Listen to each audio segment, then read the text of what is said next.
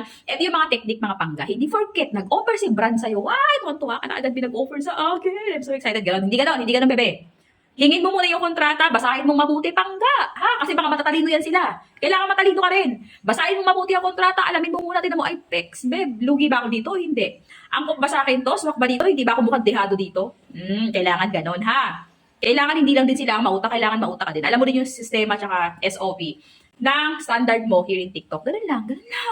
Be, tapos continuous learning. Hindi porkit matagal ka na, hindi porkit inugatan ka na dito kay TikTok, eh magaling ka na, walang ganun pangga. Mas magandang mag-continuous pa rin na matuto, syempre, di ba? Continuous learning. Okay. Ano daw ang pagkakaiba ng X-Deal at paid collaboration? Ito ha, based lang to sa experience ko, hindi ko alam sa iba. Pero sa akin kasi, yung X-Deal, yung experience ko dito ha, bilang isang taong TikTok affiliate. Pag sinabing X-Deal, papadalang ka ng product, and the same time, yung product na pinadala sa'yo, bilang kapalit ng pinadala nilang product, gagawan mo yon ng video. Pero take note, kailangan quality video at pagkatapos nakalagay, nakapost sa TikTok mo yon with the link, nandun ang product. Okay? Kailangan maging maingat kayo sa ganon. Kasi baka mamaya, pinadala ka ng product, pinost mo sa may TikTok mo, tapos yung huli, lak ng pating, iba pa ng produkto. Diba? Kaya kailangan, double check mo yon. Ganun yun. Yun yung X-Deal. Yung paid collaboration naman, which is na-experience ko din,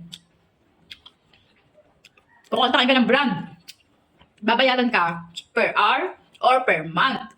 So, depende sa negotiation nyo. Kung saan. Kung saan mo gusto.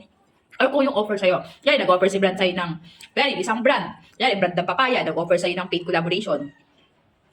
Ipopost mo sa TikTok account mo o sa lahat ng social media platform mo yung video na ginawa niya sa'yo, pinadala ka niya ng product, binigyan ka niya ng halagang 10,000 worth of product, nagawa mo ng video yun, ipopost mo yun sa social media account mo, and then, syempre, dito kay TikTok with the link. Tapos, babayaran ka niya, kung per product, babayaran ka niya ng per product. Kung hindi naman, pwede rin yan na mag-live selling ka, babayaran ka niya per hour, or else, mag-live selling ka, babayaran ka niya per month. Depende sa'yo. Ganon. Kaya kailangan, sana nakashare ng konting kaalaman nyo regarding sa X-Deal at paid collaboration na yon na topic natin. At kung may mga gusto pa kayong malaman, comment lang kayo dyan. Try natin, baka kaya natin sagutin yan.